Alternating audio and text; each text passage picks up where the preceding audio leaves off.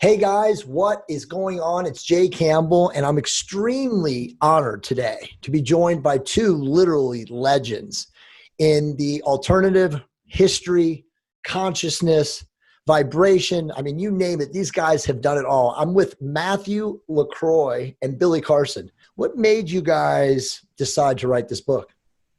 You know, I had really been a fan of Matt's work for a long time. He's somebody that I truly respect in this space.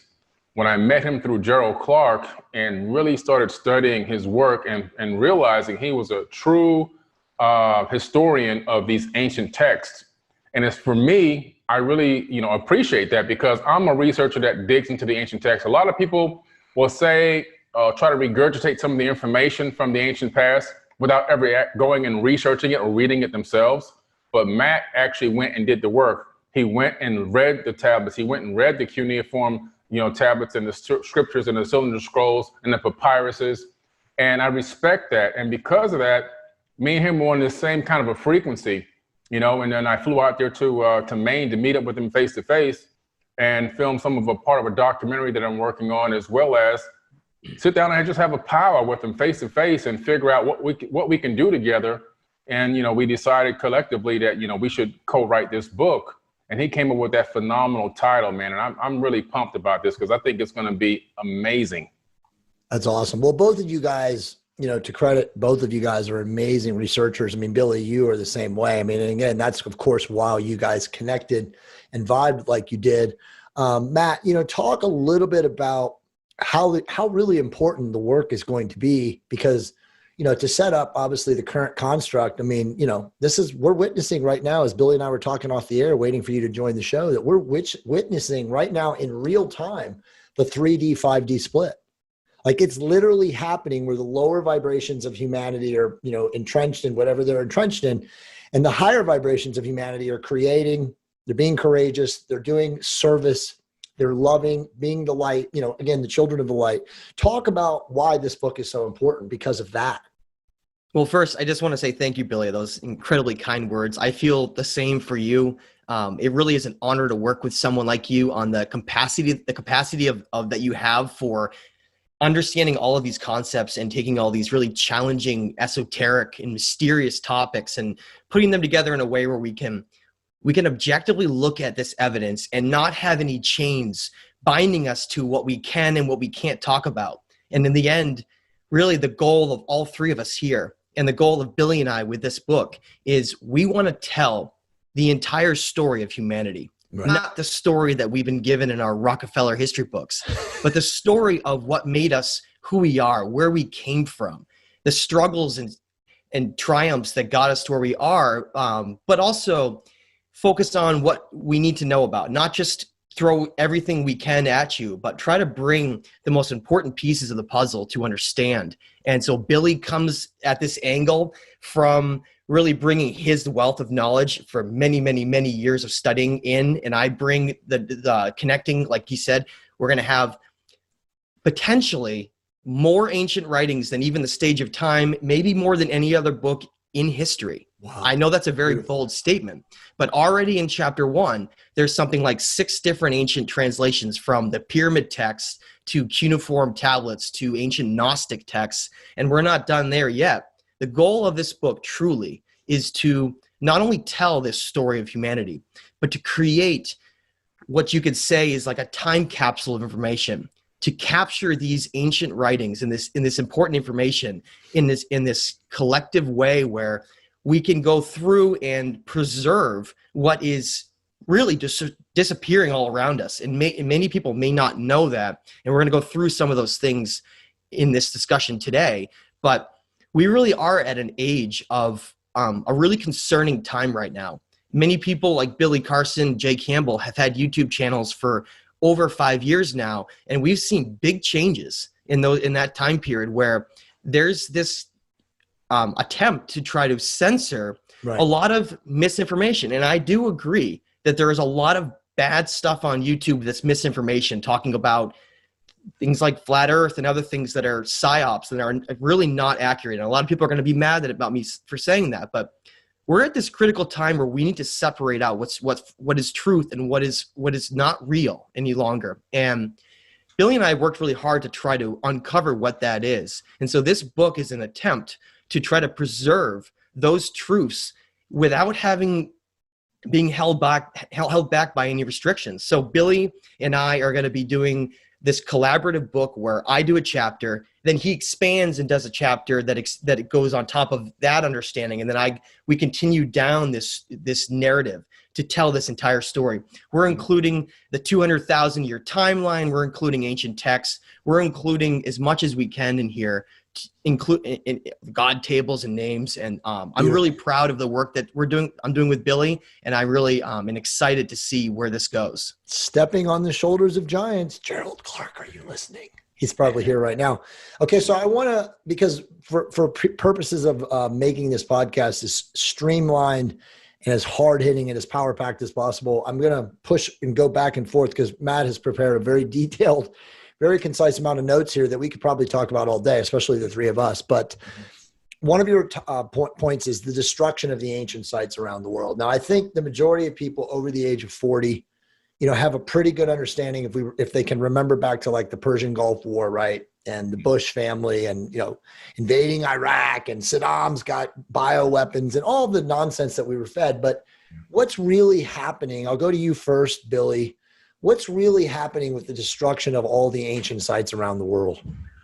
I really do believe that there is a higher level on this hierarchy, this pyramid hierarchy, that, we're talking about the elite of the elite, out of the top 100 families that run the world, I'm talking about probably a few people you can fit on maybe one hand, right. Enough fingers on one hand, that are overseeing and have claimed their own rulership over this planet and the people on this planet. Right. Not only do they fund all major governments around the entire planet by lending them money that doesn't exist and collecting interest on money that never existed, they also then control things like their military forces, who goes to war with who. They fund both sides of every single war and have been doing that for eons. And now here they are realizing that because of the internet, because of cell phone technology and everything else that's going on, the information coming to the average person is instantaneous. Right. So before, what they try to do was they try to shorten our lifespans, right after the Tower of Babel incident, because they realize if we live long enough and we collaborate long enough, we can achieve anything. Right. Well, now they're realizing, even though they shorten their lifespans, all of a sudden, because of this instantaneous information, we can still get to that same level. We can still collaborate much faster. We can still join and put pieces of the puzzle together. And so what turned out to be what's supposed to be a tool of darkness, we end up turning into a tool of light and awakening millions and millions of people around the planet. So all of a sudden, it's like they're getting this knowledge too quick. They're going to be going now, backtracking. These are the ancient sites that are given all the evidence. Right. And so what do? They get their fall guys. Who are the fall guys? These Taliban, Al-Qaeda people that were partly funded by the CIA and the Afghanistan military and so forth, private service. And they have gone in and said, look, guys, we're going to continue to fund you under the table, but we need you to go in and demolish all these ancient artifacts because these artifacts are proof of ancient advanced civilizations, ancient advanced technology, and also a system that was put in place to enslave mankind for, according to what they wanted, eternity. So I believe that they've gone and systematically hired these ghouls to go in and literally destroy all the evidence that we can go figure out for ourselves what happened in the ancient past. And more evidence of this is when I went to the Great Pyramid, they told me that they're going to be closing off the area to get inside the Great Pyramid soon. And I said, why would they do that? It's unstable on the inside. Wait, this thing has been here for 30, 40, 50, who knows how many thousands of years. Now all of a sudden it's unstable. And NASA has staked a claim owning the access to the inside of the Great Pyramid. So there's a lot of crazy stuff going on. You have the military around the Cairo Museum. I think it's just an attempt to destroy our connection to the ancient past. Well said. Matt, I'm going to give you all these sites, which you have detailed knowledge about. I'm just going to mention them. And I want to literally go into, from your comment, why they're hiding this, why they're destroying all these sites. But Palmyra in Syria, obviously the gates of Nineveh in Iraq, which Gerald used to talk a lot about. You and Gerald and I had a lot of conversations. The Bamiyan Valley monuments of Afghanistan. And then well, that's it. Basically, that what was found over 8,000 feet. So talk about all of those ancient sites and what is being done. Yeah, so the first thing I want to mention is these three are not the only three sites that have been tampered with or destroyed or whatever have you. They're just three prominent ones that I wanted to pick out as examples. And what we're finding here is something very clever that they realized, and I want to expand on what Billy said because he did a great job there laying the framework for why this is happening and who's doing it. When we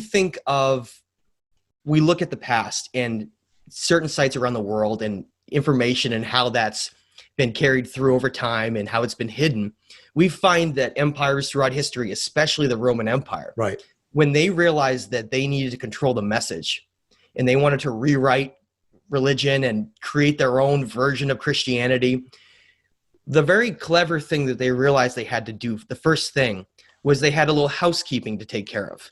They said, okay, well, if we write this narrative, rewrite this narrative under the Holy Roman Empire with Constantine, the problem is we have all these ancient sites around the world with these ancient texts that really contradict what we're talking about. And these sites around the world that they don't really follow this paradigm. And so what do? Well, they went around the world with these armies. Egypt was one of the most famous examples. And they literally went through and destroyed and burned everything that they possibly could. And that didn't even include just text and destroying monuments.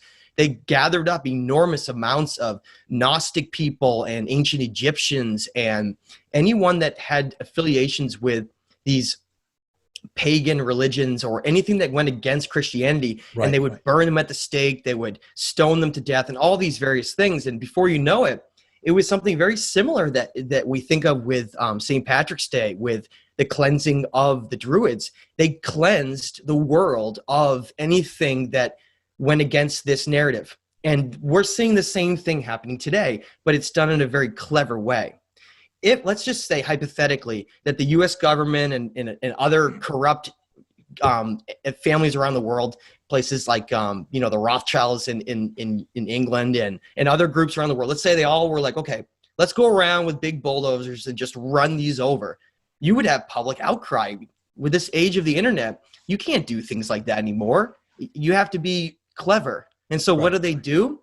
They use black budget funds. As much as this might seem like a wild conspiracy to a lot of people, I highly encourage people to be objective and go look into this to understand the truth. Right. There's a lot of darkness that still rules our world. Jay mentioned that early on. Oh, yeah. We may be going into the time of Aquarius, and this time that's been prophesized as reaching higher consciousness.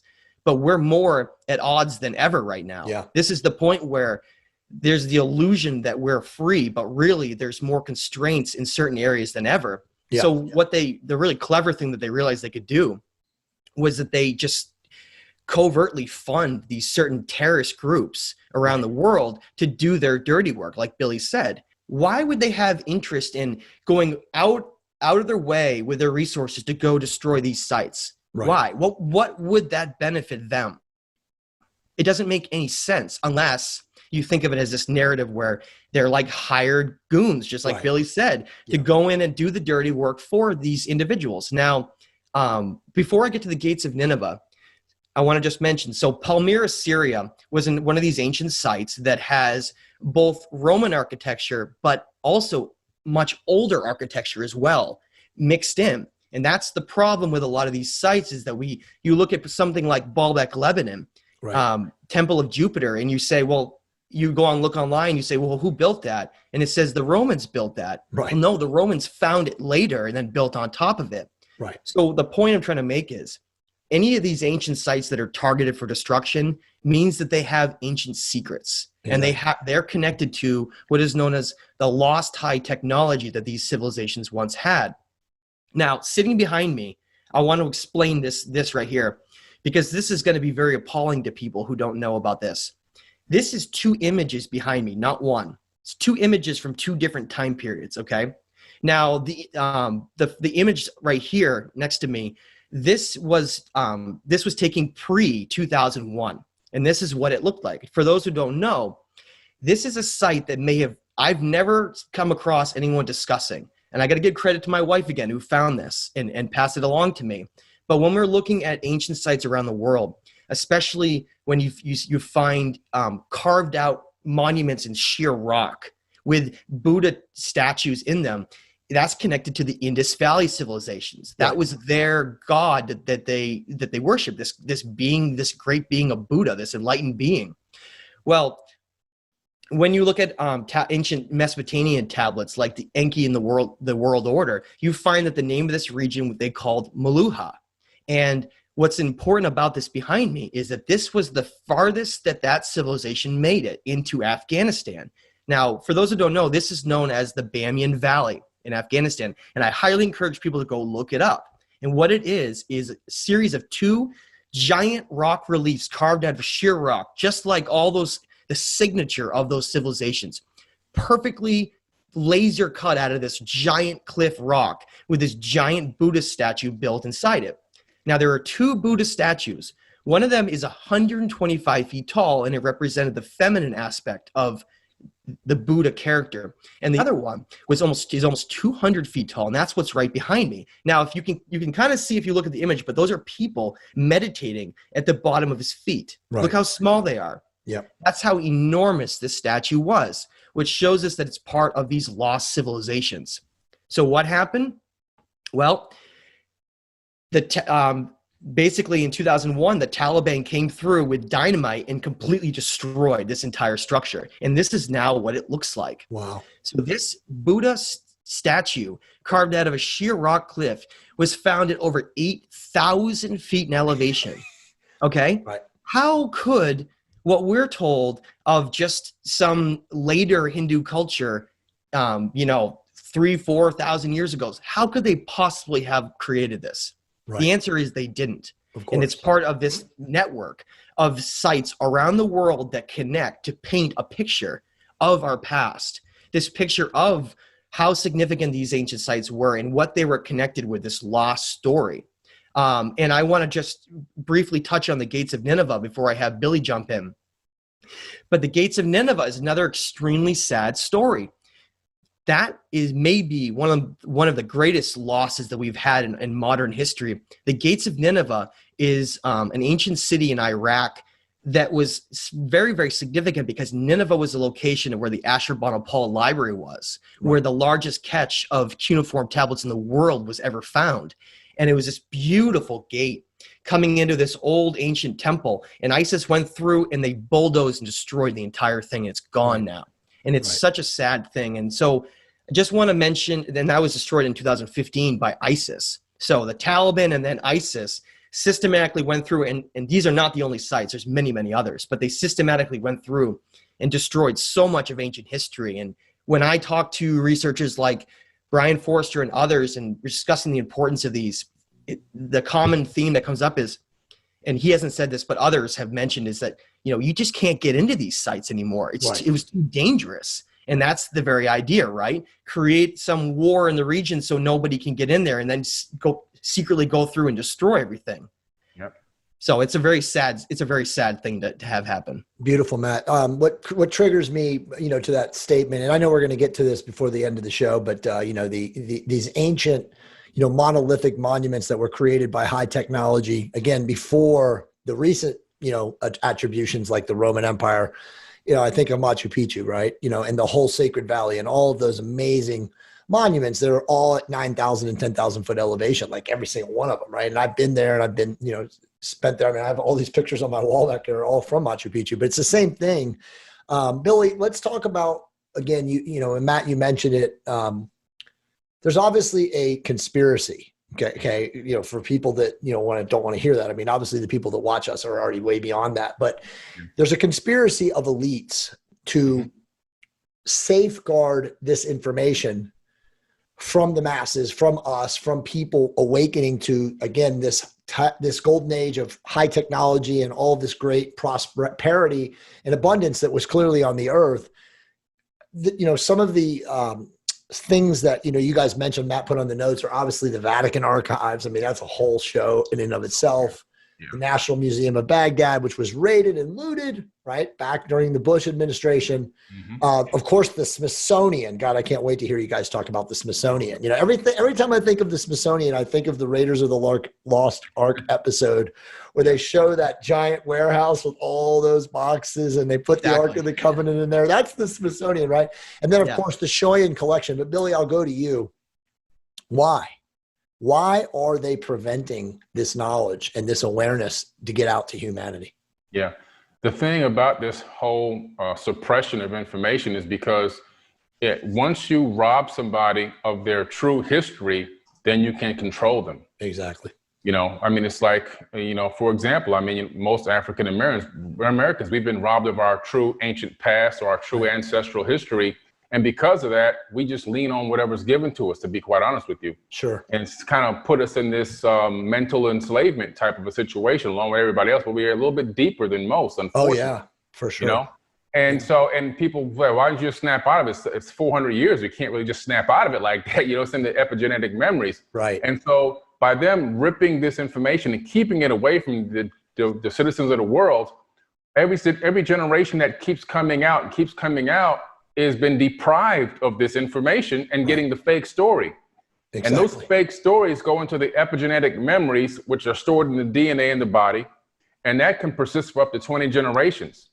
So the work that we're doing now, it's going to create a ripple in space-time that's going to affect future generations in the third dimension. So we're talking about 20 generations from now are going to feel the full-blown effect of what we're doing today. Beautiful. That's why we have to consistently put this information out and keep digging for as much truth as we can possibly get, because the elites want to suppress it, because that by suppressing it and giving us the fake or the false information, they mix a little bit of truth in there. Yeah, exactly. You know what I'm saying? They do a little dab with the guy with the salt, a little dabble, put a little bit of salt in there, and then they stir it around, man, with a whole bunch of fake stuff, and then we eat it.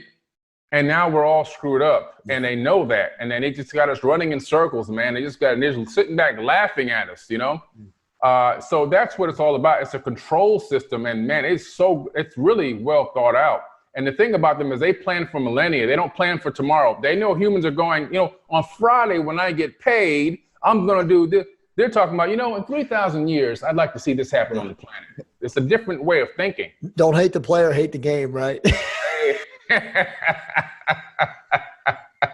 For real, man. That's what's going on. They are multi-dimensional, way in front of us. I mean, remember Matt Gerald used to say, we were talking about beings with 12 to 1,500 IQs, 10 to 15 times a standard human being walking around the planet. So Billy just brilliantly said it exactly right. They are so out calculating us. Now, again, I don't want to make it seem like we can't take our power back as children of the light, but yeah, I mean, the game that they are playing is so incredible. Like, I just think of even what's happening right now, and I don't want to rabbit hole, but think about what's happening right now. Right now in Washington, D.C., there's 3 to 5 million people. And they're, with the negative energy vibration, it's like people are like, are you watching it? I'm like, no, I'm not watching it. I'm not going to put myself in it. I've opted out of all that. But to the point, Billy just said it. That's what they want. Yeah. That's the frequency, that low vibrational, that dissonant hum that is attracting everybody to the fight. Yeah. To the struggle. It's incredible, man. Yeah, man. Hey guys, what's going on? It's Jay Campbell. Quick commercial for the Optimized Tribe with U.S. Navy SEAL Michael Jaco and I every Monday night at 6 p.m. Pacific Standard Time. There is not a single group online where you will get the highest level intel that Michael and I can provide you, from mastering intuition to fully optimizing your hormonal health, to improving your fitness, to raising your vibration and increasing your consciousness. There isn't a single group online with two dudes like Michael and myself helping people become the best version of their self. It's literally $99 a month, and you get a 90-minute call with me and Michael every single Monday night. Don't wait another second. Sign up now at the link, theoptimizedtribe.com. I appreciate you guys, and I send you tremendous love and light. I'll just expand on what Billy said. Remember this important quote, because it really explains this entire thing. and this really connects, I guess you could say, to the Romans and then those handlers later on that came after. But he who controls the past controls the future, right. and he who controls the present controls the past. That's how this game works. That's why all of this is being done. It's to control the narrative. But then at the same time, they know there's all these anomalies around the world that just don't make sense with this narrative. You know, if you go to Cairo, Egypt, you go to Abu Sir, an ancient pyramid site there that most people have never even heard of, you find perfectly round drill holes, right. as well as in places like South America and all throughout Egypt, actually. These perfectly round drill holes that are beyond what any human hand could ever create. The only way you could get that is with some kind of machine. And then at the same time, these giant blocks like in the Valley Temple, we've seen machine cuts, these lines across them that would only be possible with some giant diamond tip blade. The point I'm trying to make is those things are all staring at us. They're all there for this inquisitive mind to find. And we have all these people that have gone in, and I love these, right? If you don't have a chance to visit an ancient site, somebody does some 360 video around and you can sort of look around these places and you're like, wow, you know, I feel like I'm sitting here and looking at that. Yeah. Well, that's available real time for anyone who wants to see it. So how do you prevent anyone from going to see those things? You just create all of these distractions and illusions and deceptions and keep everybody focused on all of these things that don't really matter, you know, right. Worrying about which candidate is going to become the next leader, whereas it's all just controlled and corrupted at the very top and it's part of the same system. Yeah. None of this stuff is what we think of it as. It's great. It's a great illusion of free will and choice. And really, we're just being led around like sheep, like I say, with a farmer with a carrot, and we're really never obtaining anything. It's not until you can step outside that farm to look back at it to truly understand what's going on. And then once you get out of that farm and you're on the other side of that fence, there's not a lot of other animals out there that have made it. And so you're looking around, you're like, where is everyone? And there's not really anyone to talk to. And all those animals are like, look at him out there. What is he doing? We have all this food given to us. I don't understand why they're running free in that field in the sunshine. That's the kind of situation we're in, is that we need to break this cycle of control and open up people's minds to the possibilities of everything.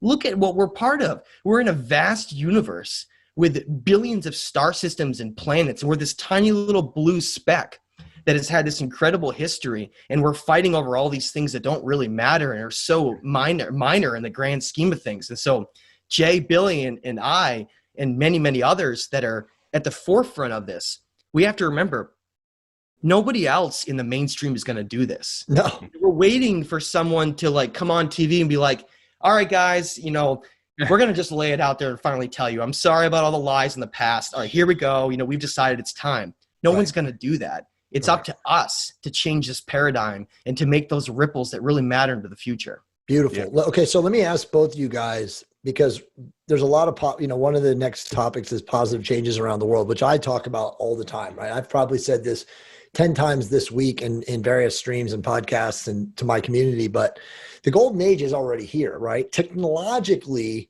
there's so many, observations of it, right? Like if you can just take advantage of it, free energy, biomedical enhancements, like even the company that I own, right? Like we sell a peptide cream that literally revitalizes your face. You know, there's stuff out there that can completely heal the body. So it's already out there in like bits and pieces, but let me ask you guys this, and I really want both of you guys to go deep on this as long as we don't go really rabbit hole.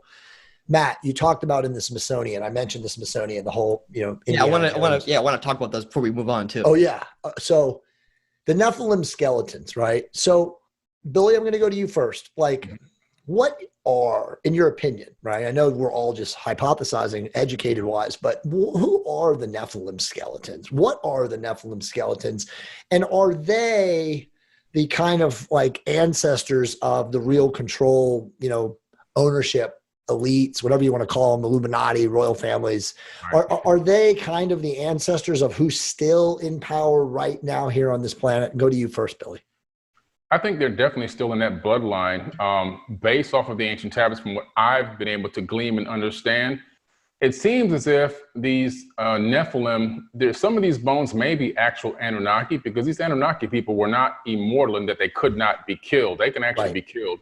Right. And some of them may be this, after the Great Flood, they want to have a liaison between themselves and human beings. Right. So they would create these demigods. So it would be a half human and half Anunnaki ruler or king. And most likely, in my opinion, some of those may have been the initial offspring of Nephilim, and then whoever they gave birth to. But it seems to be that there were a couple different versions of these giants. Some were direct Anunnaki, some were these half human, half Anunnaki, or these demigods. And then some were some kind of genetic, I guess, I don't want to call it a mistake, but some of these giants only had one eye. Some of them were kind of malformed or deformed in various different ways, whether it was mental disabilities or other. So there were some really high intelligent Nephilim, and there were also some giants that, for whatever reason, were almost like genetic mutations and weren't really fully cognizant of who they truly were, where they came from. But I do believe that bloodline is still the same line running along through till today. Because you look at the Sumerian kings list, prior to the flood, and then you see the flood come, and the Emerald Tablets, it talks about, then let's go back out, let's go to the land of Kemet and re-kickstart civilization. They make that the home base. From there, Egypt, after the Kemetic era is over, we start the dynastic era. They start to get overthrown by many different people. They get overthrown 7 times. There's those pharaohs and those families go across Arabia, migrate up into Europe. They create a new monarchy. Now you've got the same monarchical society again, and that ends up from John Lackland's bloodline being related to most of, not all, but most of the presidents of the United States. The rule of kings, rule of kings. It just gives you this small, breadcrumbs here saying, wait a minute, and then they found the book of Jesus's wife, which they never talk about. It's at Harvard Library right now. Right. And so he most likely got married and may have even had kids. So the Merovingian bloodline may. I was just going to say the Merovingians, man. That's it. You just hit it. Yeah. Okay. So Matt, Billy, beautiful, man. Amazing. We're really tying a lot of things here together. So I want, for people that are of the literal scriptural, the God spell, as Gerald would say, like, I want you to tie that together, what Billy just said, with the fallen angels, right? Because people will hear that terminology and then, listen to us talk about the Anunnaki and the Nephilim and kind of like say, okay, we'll tie it together. So can you tie that together so people can really follow here what we're talking about? Yeah. So it really is the lost connection back to our origins, but also some of the things that have happened in the past, because it's not that we're all Nephilim. It's that there were things that happened in the past where the Anunnaki gods, as the story tells it, became, they intermingled with human women and they created these giant offspring. They were basically like half Anunnaki, like Billy said.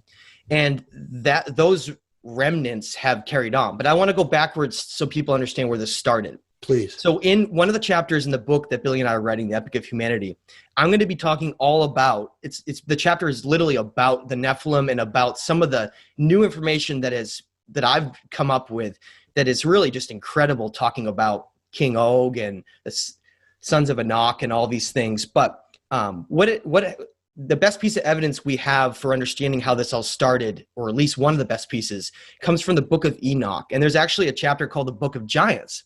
And it mentions how there were 300 of these higher being Anunnaki that started here when they came. And 200 of those 300 became fallen. And they came down onto Mount Hermon, which is in Lebanon. Yes. What's amazing about that is Lebanon is the location, or it's the same country in the same area as Baalbek. Now, Baalbek is where we find the perfection of this ancient high technology, to where there are blocks that have been laid, single blocks in Baalbek, Lebanon, that are over 1,000 tons. Can't be lifted with our technology right now. Yeah, and I was just watching a great show the other day where they were comparing, well, how big are those blocks in comparison to the trucks and the construction vehicles we have today? And they showed this, they interviewed this quarry worker that had these giant backloaders, and he was talking about how they can put in these giant trucks, they can fit about 50 tons. 50 tons in one of these trucks. And he said, if you want to go over 50 tons, you need a crane. But even the cranes are limited in a lot of those capacities as you get bigger than that. But so in Baalbek, Lebanon, we have a block that's almost 1,100 tons. If you were to try to lay trucks on top of each other in buses, it would be like an entire parking lot full of giant vehicles that would equal that amount. So I digress. Getting back to what I said, in the book of Enoch, it mentions that these fallen angels descended from higher dimensions into our reality onto Mount Hermon, and then spread apart this knowledge and created these civilizations around the world. And how that connects to the Nephilim is that they were known as the fallen angels that came down because they decided to go against these rules that exist. There are rules that exist for creation, okay? And it's mind-boggling for some that don't know that. Right. But there's a lot of ancient texts that mention that there are these defined rules if you are a creator. If you are a creator being, which may be really what the universe is full of. It's not what I don't think it's what we think. I don't think you would fly around and see industrial polluting civilizations all over the place. I think that these groups reach certain states where they literally don't even need to become physical. I think it's like it almost gets into like a science fiction like realm. But remember, we are consciousness that is non-physical. It's just energy that's in a physical, temporary, mortal body here. Okay. Avatar. What really makes us who we are is our experience here, and then the ability to not lose the identity of who we really are, and to think that we're just fearful in this mortal body and that's going to be it.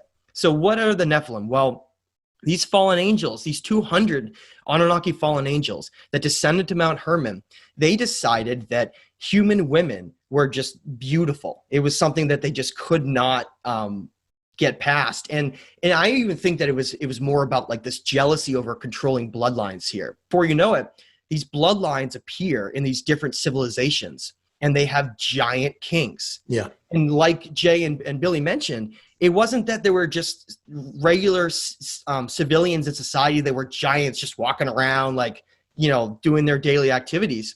These bloodlines that had connections back to these Nephilim, these ancient Anunnaki gods, they were put into places of power. And that was mentioned before. Particular places of power as being like a liaison between them. But not all of them, like Billy said, not all of them were. Some of them just sort of wandered the earth after the Great Deluge. And I've mentioned this before, but when Magellan was sailing down through this circumnavigating the world, when he was down in Patagonia, they had examples where they came across giants down there. They recorded they were over 10 feet tall. Now, Magellan was subsequently killed in the Philippines before he could get home, but his records did make it back. And there was detailed records in those logs talking about those giants, but that information vanished. And then around the world, systematically, we saw these discoveries being made all around the world, from Mesopotamia with great skeletons being found to places like the United States, Wisconsin, down through the Mississippi Valley. The indigenous cultures of those regions had stories of these red-headed giants, just like we find in Ireland and in England, all over the world, these red-headed giants with these specific bloodlines that were truly giants. And it wasn't like, how, and I know people are going to go here, right? They say, well, I saw in the Guinness Book of World Records, this guy that was the tallest in the world because of some deformity in his genetics that made him tall. Robert Wardlow is his name. Exactly. That's not what we're talking about here. We're talking about specific genetics that are just giant genetics that come from somewhere else. I just did a show with Brian Forster the other day where he was talking about these elongated skulls that are found around the world, from Paracas, Peru, and all the way into Egypt. They've tested them, and they found that they contain non-human DNA. Yeah. DNA that's not shared by any of the groups in the region at all. In fact, a lot of it can be traced back to the Black Sea, Turkey area. So the point I'm trying to make is these skeletons were found around the world. United States, they were finding them in these huge mounds, like tombs, basically, these mounds that they were buried inside because they obviously had a great stature in the past. So they get found, they get put into newspaper articles, and people see them like, whoa, look at that guy standing next to that giant skeleton. and then poof, they're gone. Gone, yeah. They just disappear. And Jay Campbell nailed it on the head when he gave that Indiana Jones comparison. You have these situations where these giant back rooms are just filled with artifacts that don't belong with our narrative. And so what happens? Oh, well, they'll eventually get cataloged. They'll just, we're putting them back there temporarily. But what we find is a systematic attempt around the world by these elites to just simply take these things, and they don't always destroy them because there's some respect there. They just hide them. They keep them locked away somewhere. And the 4 locations I want to mention where, well, 3, but then one that I can add to it is the Vatican Archives, the National Museum of Baghdad, Iraq, which Jay mentioned, which was raided by U.S. soldiers in 2013. U.S. soldiers went in and were seen carrying all kinds of statues and things out, and then they just disappeared. And then, of course, the Smithsonian with all of these giant skeleton statues that have just all disappeared, and I mean a lot. If you do research on it, something like over 100 different giant skeletons have been found that all disappeared. Yeah. And there's a huge controversy there. But the last one I want to mention that I don't think most people have ever heard of, and this is just further fuel for the fire. It's called the Schoyen Collection, and that's Shoyen collection. I highly recommend people go look into what that is. But what it is, it's the largest private collection of antiquities and ancient texts in the world. And where they got them from is what makes this so telling. They're artifacts that were obtained on the black market from other people and terrorist groups that went in and raided these places and then sold them.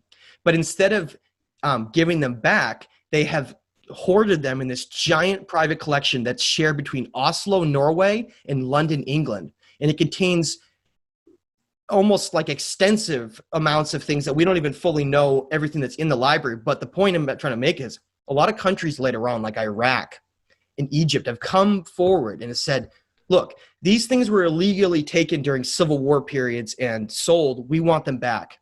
They're part of our cultural heritage, and they've been refused. Wow. None of these artifacts have made it back, to the best of my knowledge. And it just shows you that we have a situation where anything that doesn't go along with this narrative, it's either hidden away, it's thrown into a world of deception where you make you think it's not real. Like, for instance, a lot of the ancient terms we talk about in tablets, it's been made believe that none of it was even real, and then we're reading it directly out of these things. So we have a situation where Billy and I and others, and Jay and others, are trying to come to bring this stuff back and preserve it, because we're losing so much of our ancient history, and before long, we're going to end up in a paradigm that is completely not real, and we're really moving towards that.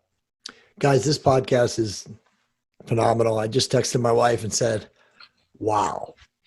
Let me just ask you guys both, this is a question that, guys like us talk about it indirectly, but we'll talk about it directly right now. I'm going to go to you, Billy. Like, is this Anunnaki, negative, whatever it is, is it, it could be AI. We hear all this, what's going on right now. We're clearly seeing AI.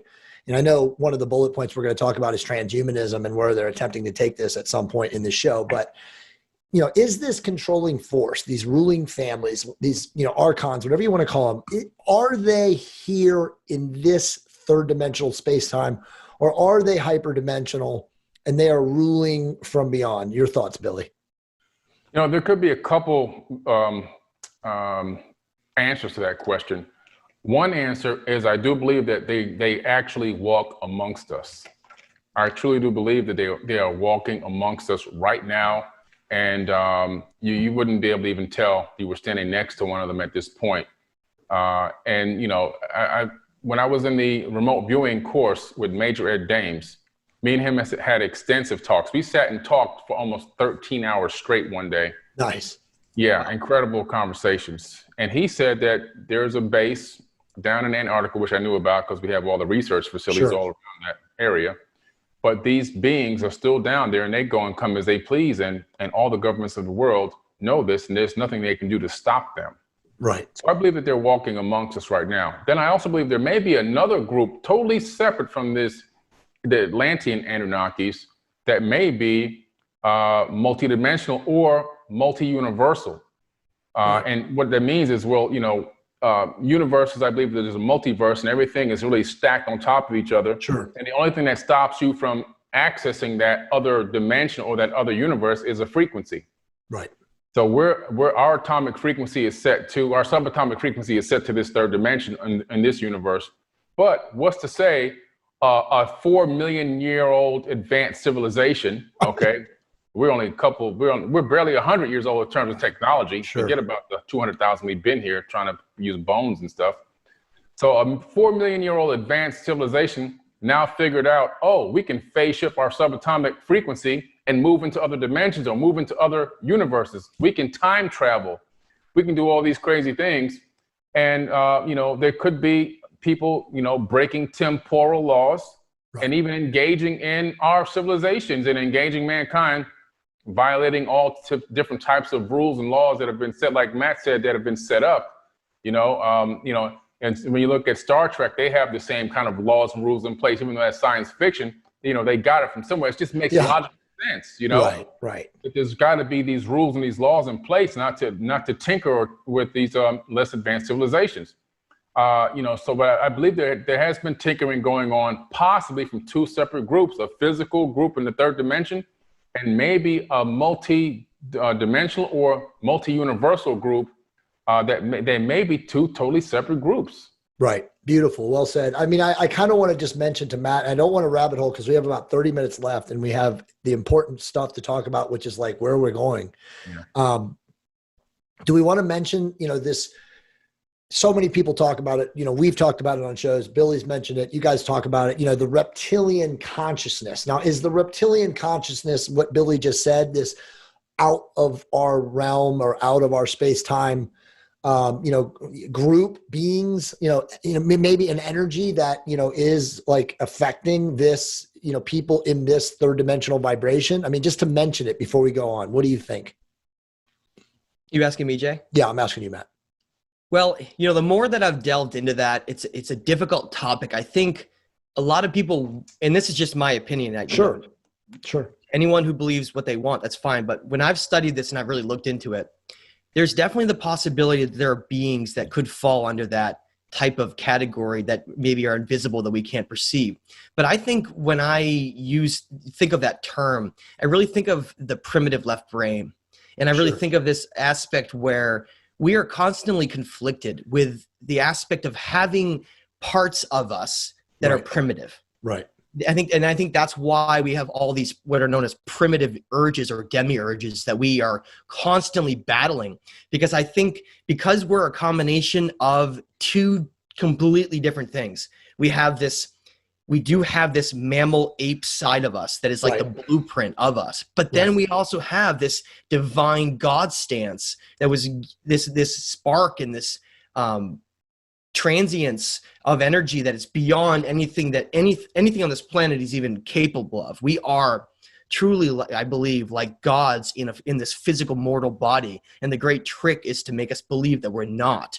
Right. I think that's the most difficult thing for people to wrap their heads around, is the idea that we're extremely important. And when I mean important, I mean that it may be so important what happens to us. And this isn't an egotistical thing just because we're humans. Sure. And I really believe that everything I've studied, everything that I've looked at, says that even though the universe is vast, and the Fermi paradox, things like that, and the Drake equation explain that there are likely civilizations all throughout, space is vast. And solar systems are vast, and what we are and what we're part of may be so much more important than we understand. Even though the Earth is just this blue speck in the middle of an endless cosmic ocean, we may be the great experiment that may be determining the entire future of consciousness in the multiverse, because we don't know how extensive this experiment is. And what I mean by experiment, when you read cuneiform tablets and a lot of other ancient texts, they specifically talk about how these fallen angel beings came here and they essentially disrupted this reality. And they wanted to create these beings that were in their image, just like Genesis says, created in their image. And we were created here to essentially be workers in this physical reality. Right. But the problem was that we became way more advanced than we were supposed to because of certain conflicts that arose with these creator gods. And it's the common story that everyone should know that's inherent now, is that one of these creator gods, or multiple ones of them, fell in love with their creation. And I'm not talking about the prime creator of everything. Right. This throughout every spiral and every mathematical calculation. But free will exists everywhere. And the idea behind free will is that you can do anything you want as long as you let that being make its own choices.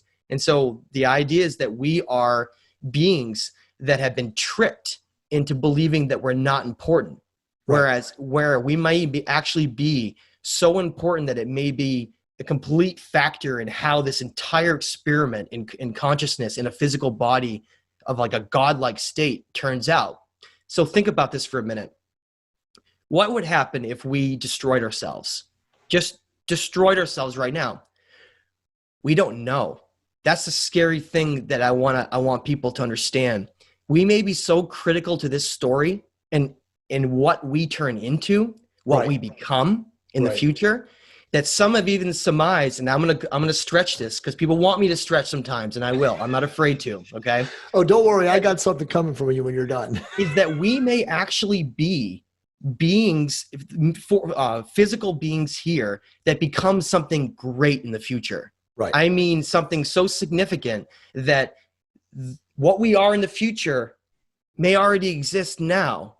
And they may have come back to try to make sure that this goes the way it should. Right. Because if it doesn't, those who I believe, some of those who are here trying to help things right now, they may not exist if we destroy ourselves. That's awesome, Matt. So keep going.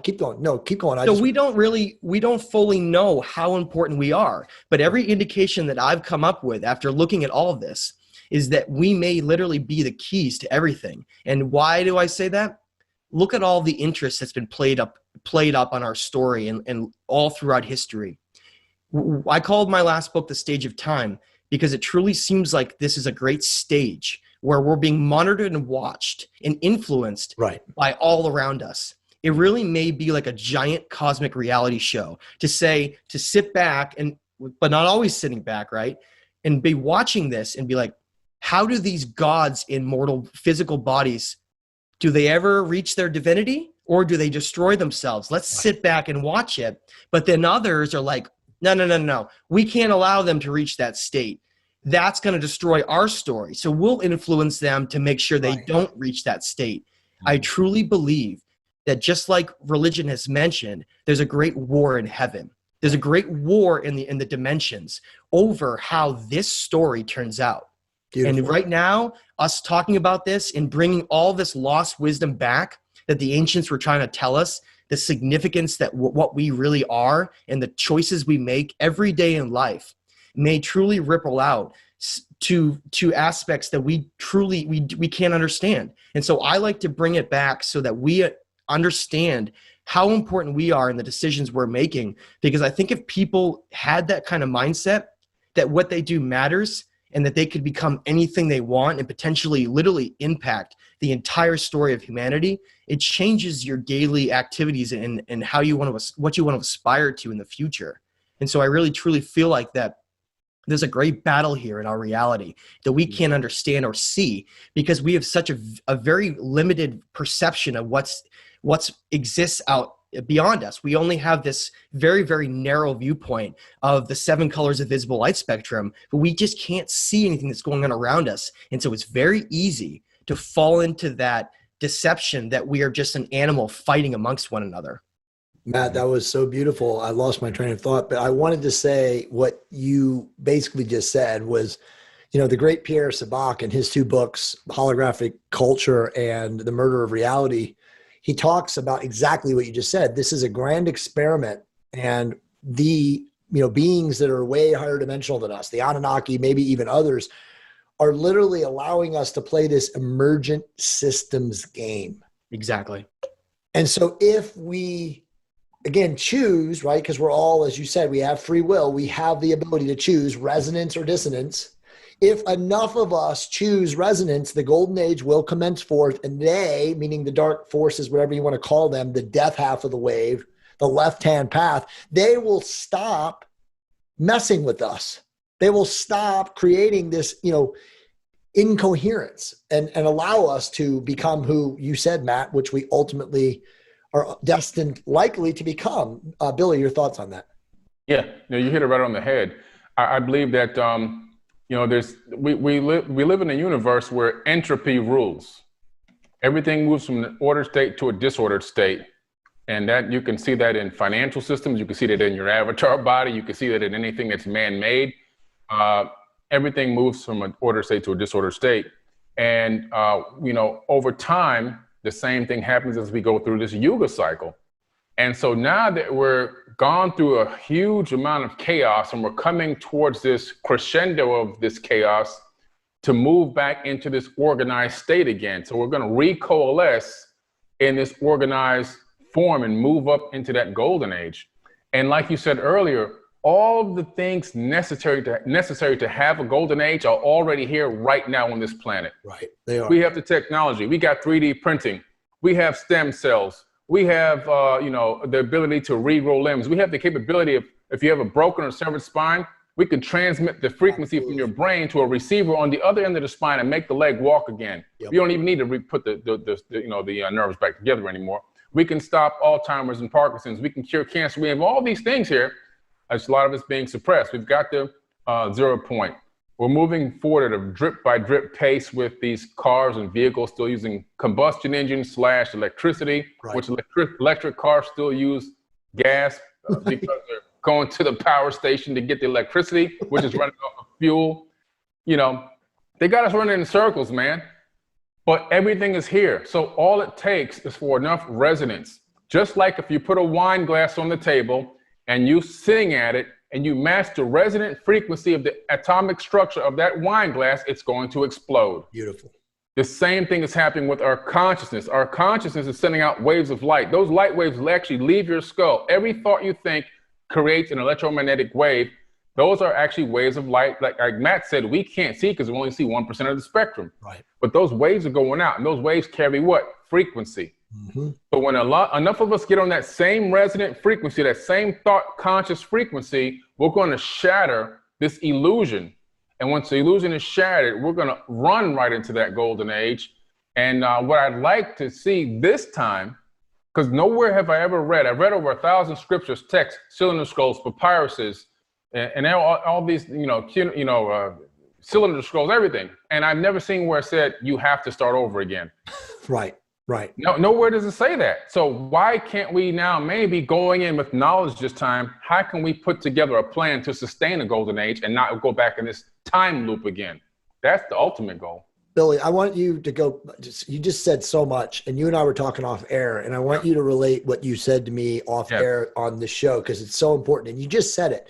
Yeah. The people right now in dissonance, right? The lower chakras, the red, the anxiety, the self-hatred, the apathy, it's not my fault, no personal accountability. Describe to me what you told me. What is actually happening to them as this light that you just talked about, as this cosmic spiritual energy is blasting the planet, as Gerald used to say, from the Oort cloud? Why are they screaming and fighting and shrill? And you see them and you're like, my God, they look like they have demonic entity attachments. What is happening to them? Well, what people have to understand is the human body is the most advanced technology that we know of, not only on the planet, but that we know of from our perspective in the universe. Right. There's nothing more advanced than the human avatar body, period. We just haven't found it yet. There probably are beings out there more advanced than us with their avatar bodies, but from our perspective, what we can claim that we know, this is super advanced. But why does DNA store information? DNA stores information from computers because it actually works together. It's compatible, which means that if we're compatible with digital bits of information, then our body needs to get updates just like your cell phone, okay? Now, what's happening is, as we are on this arm of this galactic ring, as we orbit the galactic equator, the galaxy itself is very thick, even though it looks like a thin disk, it's very thick. And our solar system undulates up and down this galactic arm. Now, we come to a point right now where we are literally at the perfect line of the galactic equator, shooting straight through to the galactic center, which is streaming all these high charged particles, cosmic rays and everything, all these energetic particles directly at us directly interacting with our DNA and modifying and changing us, Yes. giving us updates. However, just like your cell phone, if you put your computer, you keep getting these updates. They keep telling you, you need to press this restart button so that you can actually install the updates. We're all getting them, you know, or we're getting them there. But people like us, we're clicking the restart button and we're taking the download, and then we're getting the restart, and we're coming up with a newer advanced operating system. A lot of people are still haven't put in the first update. They're 30 updates behind us. That's absolutely beautiful. And that's what you see on the streets and on the TV and all the clashing and the animalistic, barbaric behavior. Their updates they're way out of date, man. They have 40, 50 updates. They haven't even pressed the one button yet. That's the problem. Beautiful, bro. It's latent DNA not being able to be upgraded. You know, they brainwashed us to believe that DNA, the 12 strand, is junk.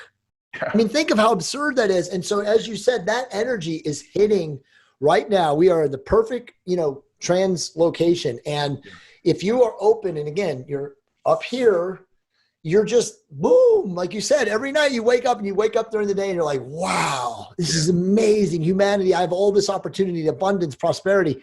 But you're right. If you're not updating, wow, dude, that's just so beautiful. I think that it really explains. Matt, we have probably about 13 minutes left. Let me expand on what you said really quick, because I got a point I want to add to for that. Sure. I want you to pick up from that, but then, I want you to transition us into the future. Absolutely. I want to really quickly add to what Billy said, because that was brilliant. Now let's add another layer to that. What Billy said was really great. It's like we're this software that needs to be updated to constantly reach a higher state of being effective and optimal.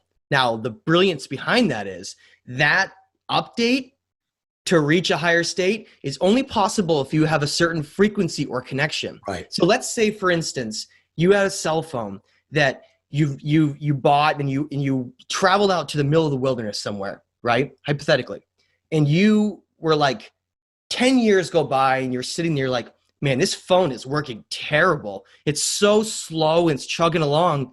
Why isn't it updating? Because you have no signal. Right. Now, take that back a step for a minute. How do these updates to us, how do they occur?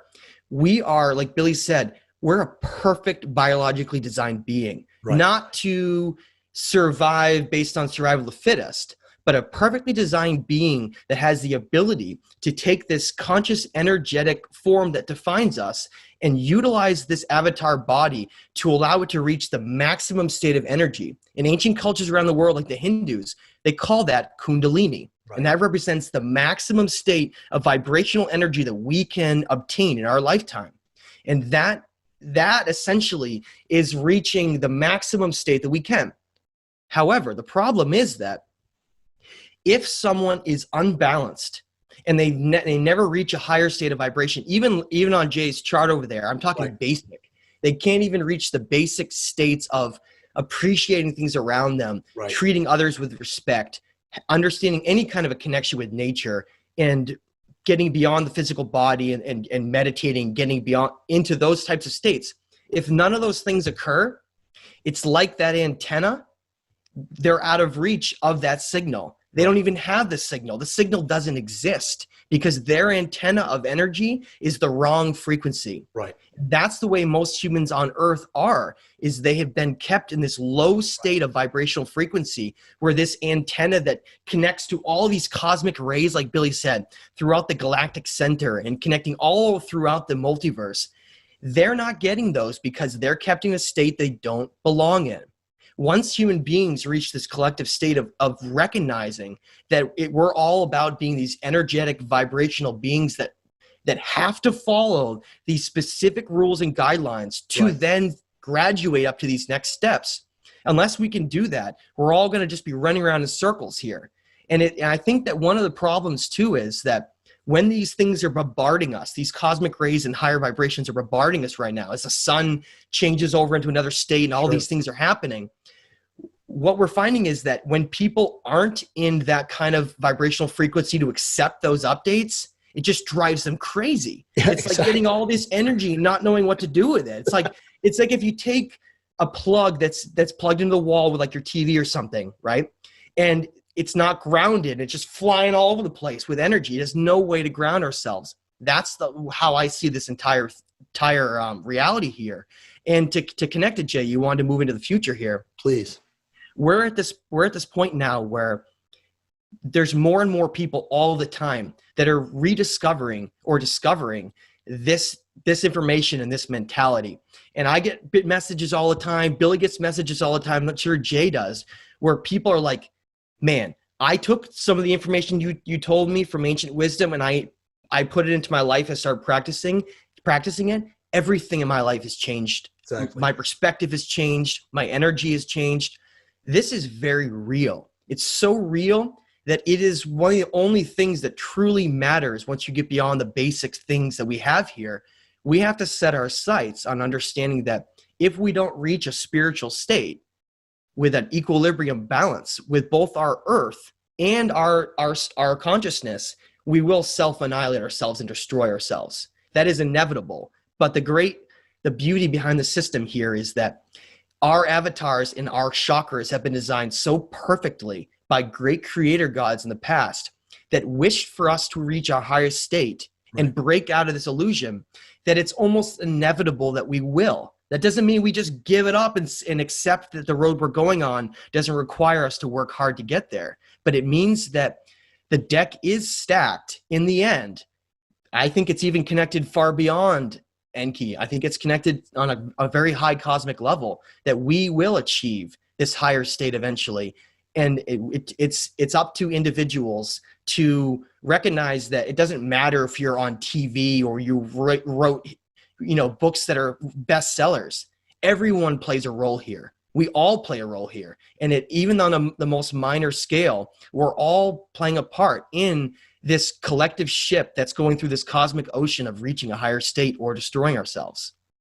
Dude, so beautiful. Okay, so I want you guys to have there's one last bullet I want to cover, and then I want you guys to have your final thoughts about what's important, right? This has been so phenomenal. But like, what should people do right now to just change things? But what last bullet point is, it's my question from your topic, Matt, is transhumanism and AI. Is there any benefit in merging technology and consciousness? I'll go to you first, Billy. There are some benefits if you're looking to heal people from different types of injuries or sicknesses or diseases, like blindness, loss of hearing, severed spinal cords, Alzheimer's, different types of mental conditions, okay? Tourette syndrome, whatever you can come up with. I think that is where it needs to be directed, but there needs to be a specific set of rules and guidelines that are put into place that aren't broken. And how do you do that when you have so many different governments able to do so many different things in black budgets? I think that when you get this type of technology and it moves into, like it always does, unfortunately, into military hands, bad news. It becomes something that can be weaponized. It becomes something that can be then commercialized on a high corporate level.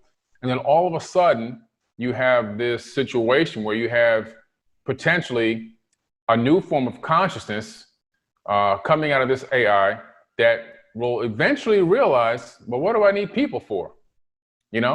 Every AI robot I've ever seen on a live interview has always made a claim, either, well, I want to put humans in zoos, I want to annihilate the planet, I'll launch a nuclear weapon. Skynet. I'm like, yeah, wow. And this was like so random. They gave these beings the opportunity to speak. And that's the first thing, within the first conversation, you're already ready to get rid of people. So I think that the people that are pushing for this high level commercial use and military use are really doing a disservice to us. And I think the Anunnaki even knew about this, because when you analyze these ancient Sumerian tablets, you realize how advanced they were. And they were so advanced, they had the capability of creating their own artificial slaves. Why would they then take and genetically modify a biological entity to make into a slave? Why? Because I think they realized, just like when they shortened our lifespan and unplugged a lot of our DNA, we got to keep control over these people. Right. And I think they realized AI, that's going to be too hard to control. But a biological entity, we can control that pretty easily, Beautiful. Yeah. And you talk about it. We're not getting into it because we would go rabbit hole on that, but clones. The technology has been around, like you said, in the ancient scripts or texts from the beginning. Matt, just a quick byline, and then let's wrap up with what people can do right now for the future to We're not going to have time for the Mayan prophecies today. I mean, I could. This guy's probably going to jump on this call in like 5 minutes. That's the only problem. I mean, I can email him. Why don't you just continue and let me see if I can push him back. Okay.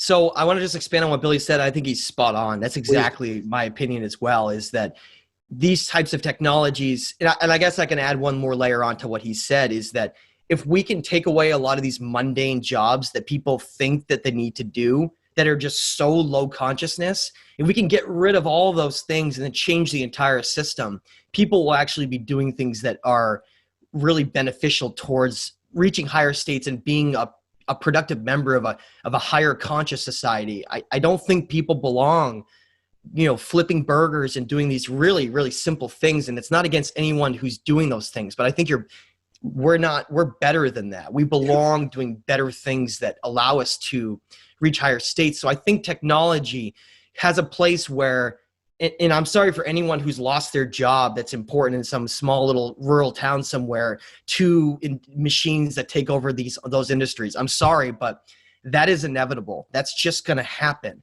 because of the way the technology changes.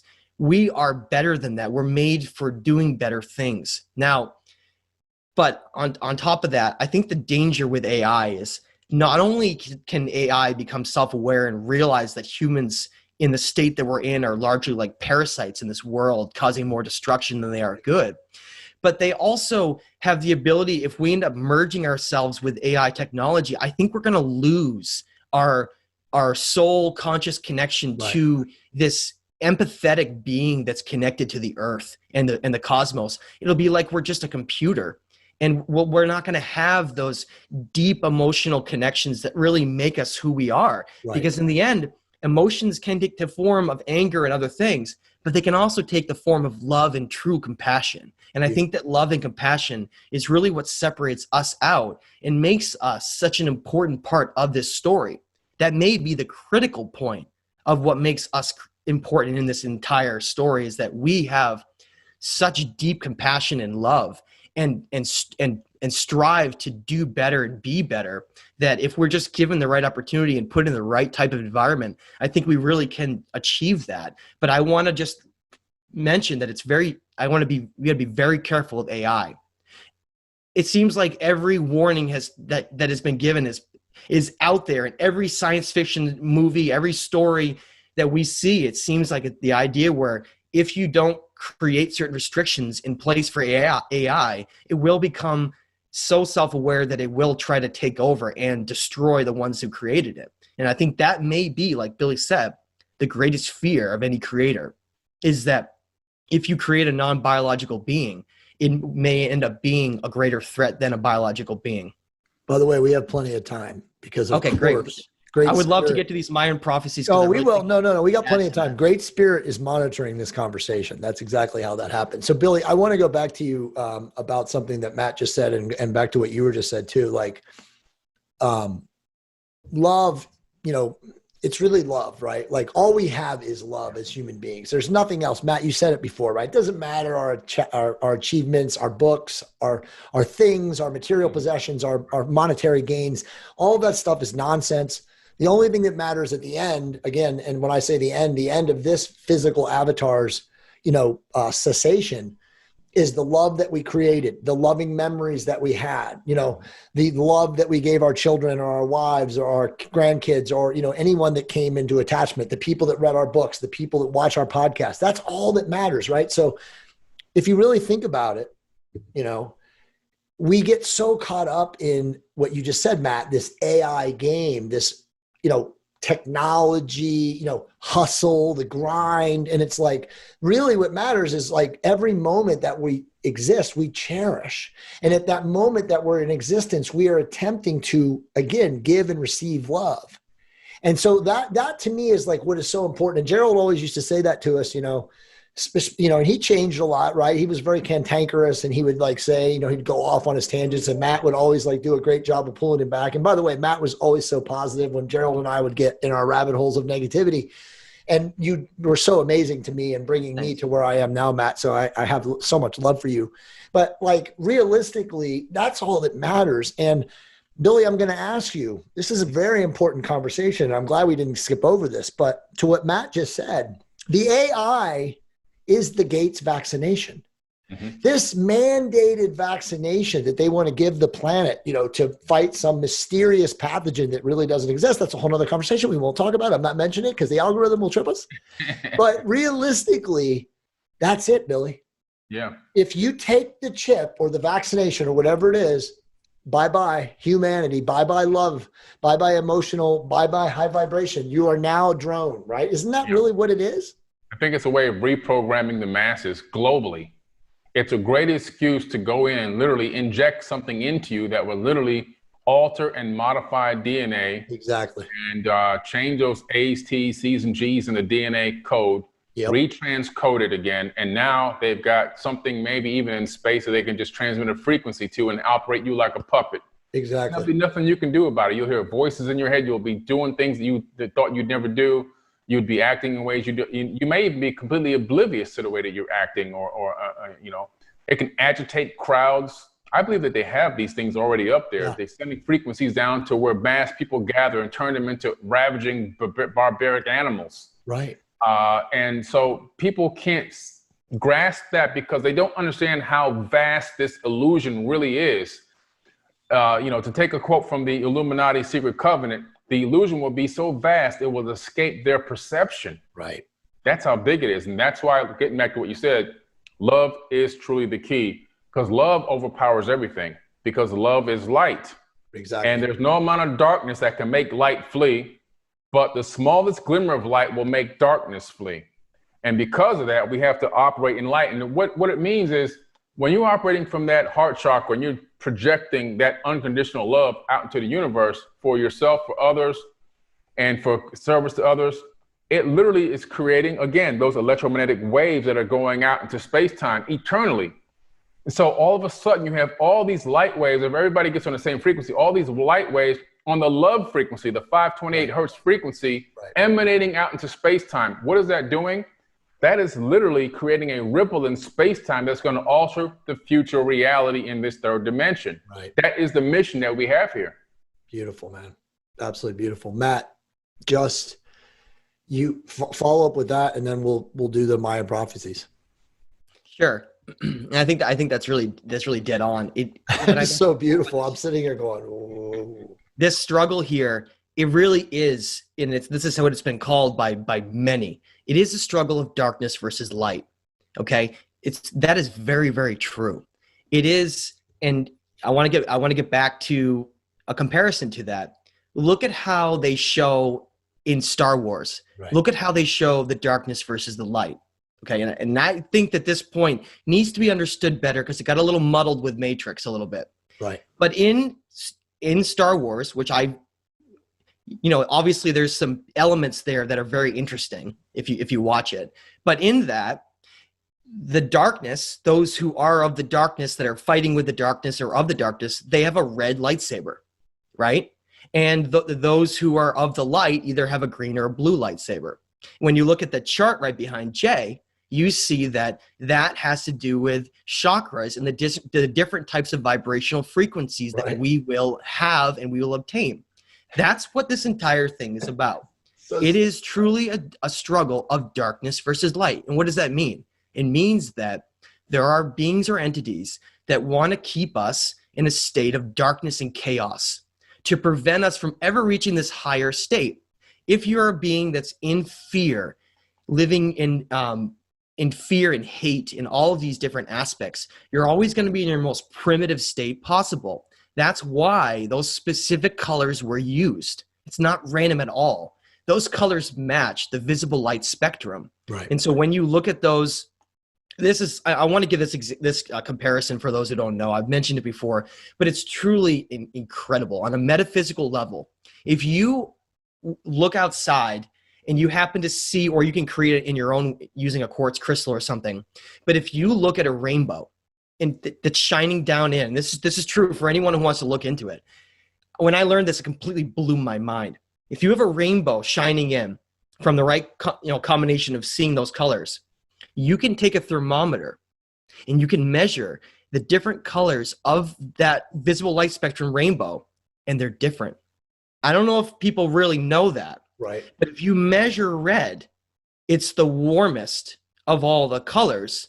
And if you measure as you go along up the rainbow, the visible light spectrum, it gets colder. Right. That has to do with the vibration going from sluggish and slow, right? Someone who's sitting there on the couch like, oh, stupid, blah, blah, blah, I hate them, to someone who's like meditating and who's, surrounded by birds chirping out in some beautiful place somewhere.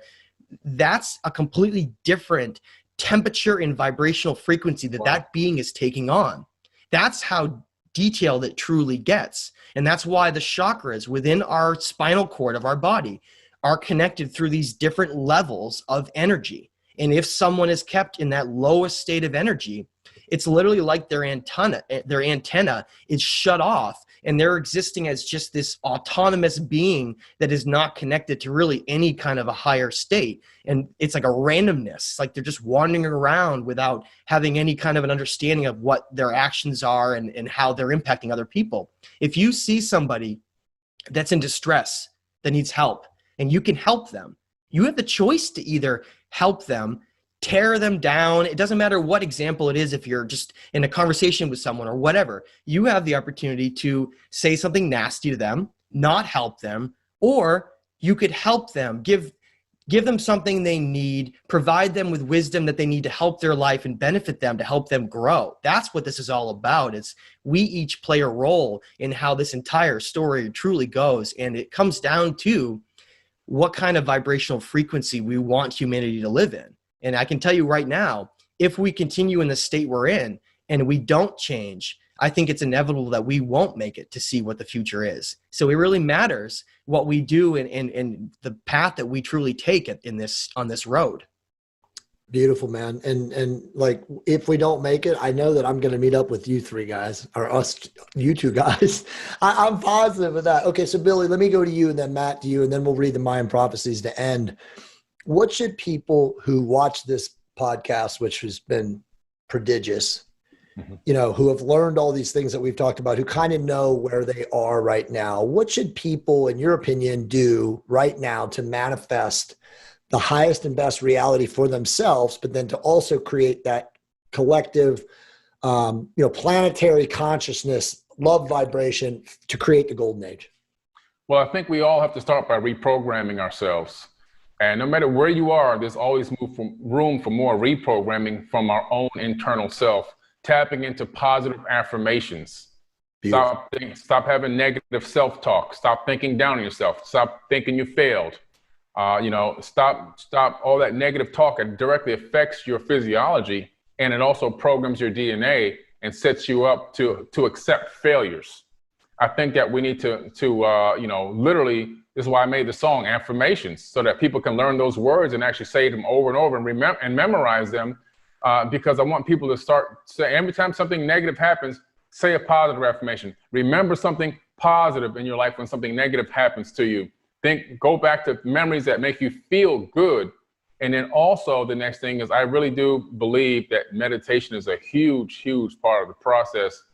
A lot of people think it's this spooky, mysterious thing, but in true reality, it's really going to inner space. You're taking a trip to inner space. You're going into yourself, which is where all the ancient texts say is where heaven's located, okay? Inside of you.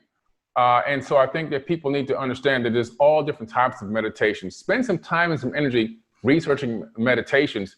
I like the manifestation meditation the best. It seems to really work for me. I've done a phenomenal job in my life manifesting my own realities and manifesting my own outcomes, specifically financially for myself. It's done wonders, amazing wonders. And I think that people lack the ability to understand how powerful they truly are. And when we tell you that the power is in you, no, the power is actually really in you, because you have 37.5 trillion cells in your body. Billion cells, I believe. And 35.7 billion cells. And then you have 0.07 volts of electricity in each one of those cells. Right. You got over 2 trillion volts of electricity in one human body. This is why the bodies were plugged into the artificial wombs in the Matrix movie, The Power of the Cities, because that's where the power is at, in us. They knew that. The true flux capacitor. That's right, man. We got it. We got the flux. And you know, we can use that flux capacitor to travel to the future too, or the past. No but doubt. We just have been ripped away from not knowing how truly powerful we are. And when we tap into our internal power source, that's where the power comes for Reiki healing, healing with the hands. That comes from your cells. That's where the power comes for Qigong, you know, using Qigong and using that energy source and tapping into all those stuff, Kundalini awakening, all that's inside the human body, in your human cells, tapping into that through conscious meditation, through manifestation meditations, and understanding that the way that you feel and think go out into the universe and help the law of attraction to bring stuff to you. And when you're in a low frequency vibration, in that begging, fearful, scared mode, those frequencies, the universe, it just falls apart. The universe wants power. And then when it hits power to power, it links up. Beautiful. When you come in with that low frequency, it's like, man, get out of here. All we're going to send you is more low frequency stuff. You know, so I think people just need to research the power of thought, the power of frequency, the power of themselves, and meditation, and also eat more energetic foods. I'm not saying you have to give up eating meat, okay? Because I've met people now that can't eat certain foods that have to eat meat. Right. What I'm saying is try to incorporate more energetic foods into your diet, because that's going to help you consciously as well. Billy, that was so good. Matt, how are you going to beat that? But you got to go. Well, you know, it really, I really want to expand on what Billy said is it's a two-part thing. We have to take care of this physical avatar body to allow it to reach those higher states of energy. You can't just, you know, eat endless amounts of junk food and sit around all the time and expect to reach higher conscious states. I don't care if you go into meditative states and you practice some of these teachings. The entire thing, this whole structure of how you reach these optimal states of energy is a two-part thing. Right. It maybe even a three-part thing. And I think that's where this obsession over the Trinity comes into place. The Right. Trinity, for those who don't know, is the idea that in order for us to reach our highest state, we must balance all three aspects of ourselves. And that is, we must balance our soul, we must balance our physical body, our brain, and then we must balance our mind. And we can't just separate ourselves from one of those things and expect to reach a higher state. They're all part of a holistic aspect of what we must take. So people, for those who want to know, I get people ask me all the time is, I'm having a lot of trouble, you know, reaching some of those states that you talk about in those writings. It's just very difficult. It is. The first place you must start is trusting yourself. Exactly. Like Billy said, all of the answers are within you.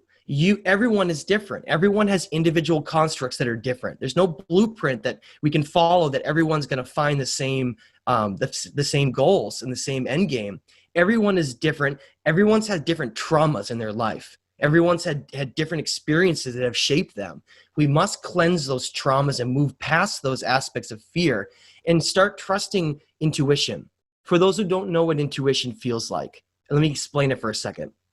When you start to become more connected and listening to yourself, understanding that you truly are higher consciousness and that the physical body is just this avatar that's allowing you to experience this here. It's allowing consciousness to be downloaded into a program that then allows you to experience a physical reality with physical ramifications for your decisions.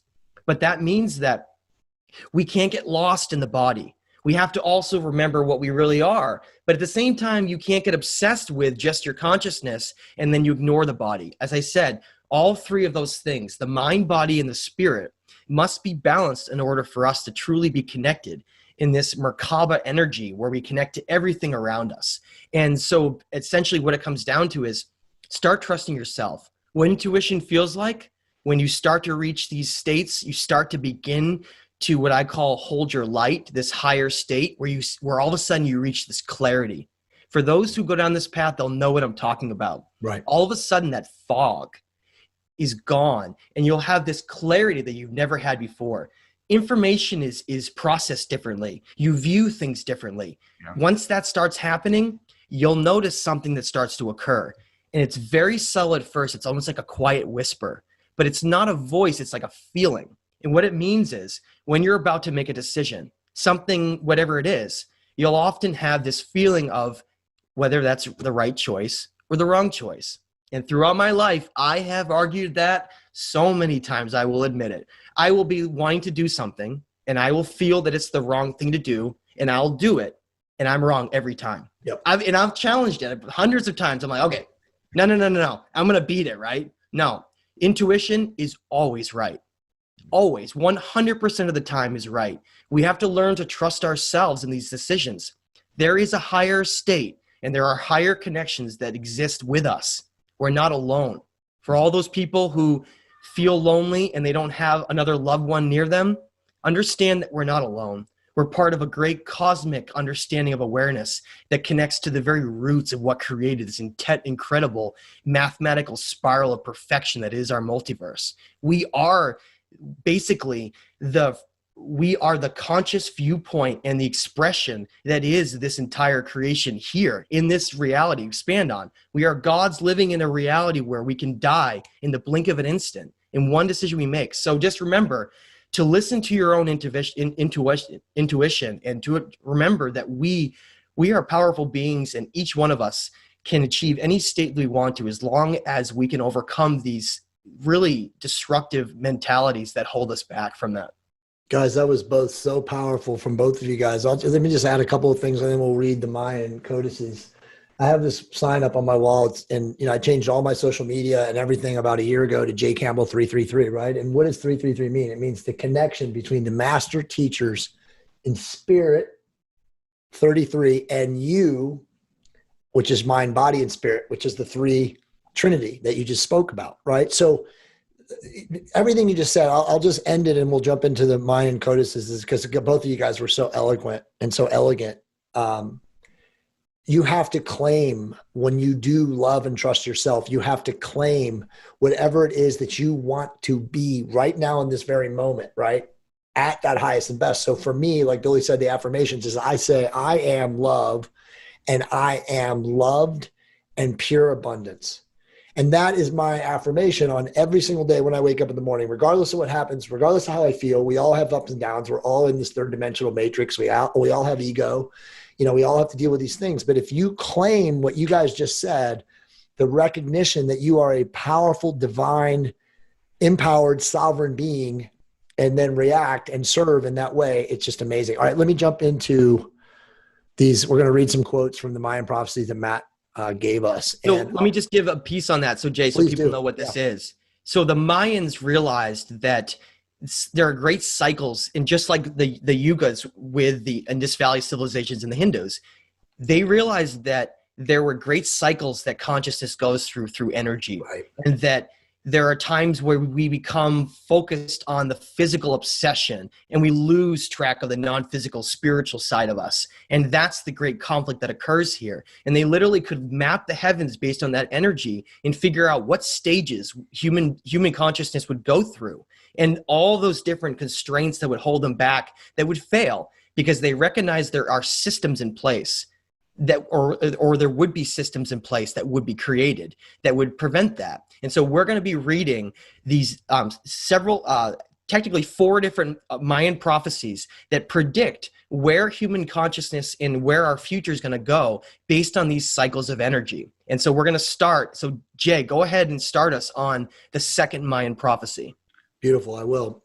Humanity finds itself in a moment of fundamental transition toward a new way of perceiving the universe, that the universe and the solar system are receiving a beam of light energy and information from the center of the galaxy, and that this is causing an increase in the vibration of the planet and the brain waves and cells of all those who inhabit it, us humans, placing us in equilibrium with this new frequency, causing enormous changes in our behavior.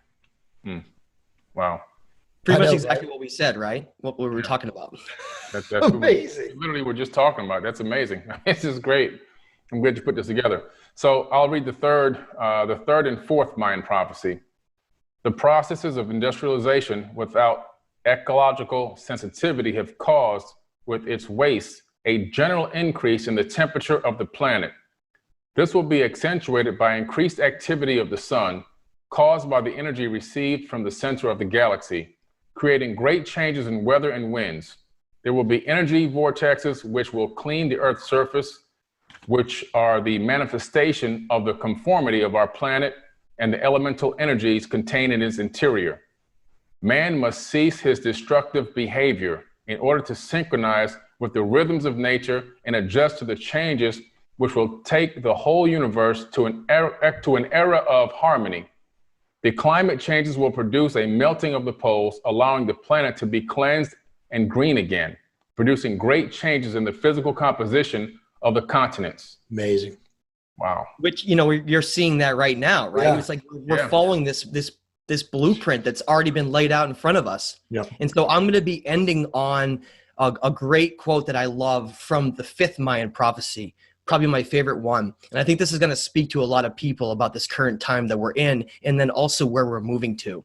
So the fifth Mayan prophecy states, all systems based on fear will transform simultaneously with the planet and humanity to take a new step toward the realm of harmony. Systems will fail to confront humanity with itself, making us see the need to reorganize society and continue on the path of evolution, allowing us to understand creation. Money will cease to be used as a form of exchange. A single common spiritual path will emerge for all of humanity, which will end the established limits we have set for the different ways of seeing God. The new galactic day is seen in all religions and cults in an era of peace and harmony for all of humanity. The new era of light cannot allow for a humanity based on a military economy, which imposes truths by force. Wow. Whew. Wow. Beautiful. Yeah. Billy Carson, if someone wants to work with you, pick up your amazing books, your music, I mean, you are a true eclectic master. What is the best way for them to connect with you, brother? The best way is to go to forbiddenknowledge.com with the number 4. So 4BIDDEN knowledge, forbiddenknowledge.com. You can get access to my music, my books, Compendium of the Emerald Tablets, and now my second book that's out right now, Woke Doesn't Mean Broke. And we're combining spirituality with how to navigate the financial matrix. And of course, Forbidden Knowledge TV, which is my own TV network, Forbidden Knowledge TV. Oh, here it goes. And it's on Apple TV, Roku, Amazon Fire TV, as well as, of course, the iOS app and Android apps on Google Play. Amazing. And Matt, what's the best way for people to get connected with you? Thanks, Jay. I just want to say I truly appreciate both of you, and I really appreciate everyone that supports my work. This is a passion project. We're doing this because we truly care about what happens now and in the future. And like Billy says all the time, all that matters is what's happening right now, not in the past, not in the future, in this very, very moment. Now space. So I truly appreciate everything that everyone's doing for that moment. For people who want to find my work, I have a YouTube channel you can find at Matthew LaCroix. My website is thestageoftime.com that I like to include as many ancient texts and timelines that I can. And I just released the full audio for the Stage of Time, so check that out. And I'm really looking forward to releasing the Epic of Humanity with Billy in the future. Yes. Beautiful, man. Both of you guys. This is the new Decoders of Truth. If I didn't mention that at the beginning of the podcast, I'll actually edit that in. But guys, I mean, honestly, I really don't have words. This has been phenomenal. I think that not egoically, but a lot of humanity who's blessed enough to watch this transmission is going to get great benefit, because I think we all collectively vibrated our highest and best. Yeah. And there was just a lot of answers. I think we answered a lot of questions in this broadcast, and I think it's phenomenal. And obviously it's going to come out towards the end of this year, going into 2021, which all three of us are doing our highest and best to manifest as a golden age. So again, tremendous love, tremendous light sent to both of you guys, and of course, just this collective vibration. And I'll just say to everybody that will be watching this, please support these amazing people. Go to their websites. Go to Billy's website, forbiddenknowledge.com. Go to Matthew LaCroix on YouTube, and also the Stage of Time.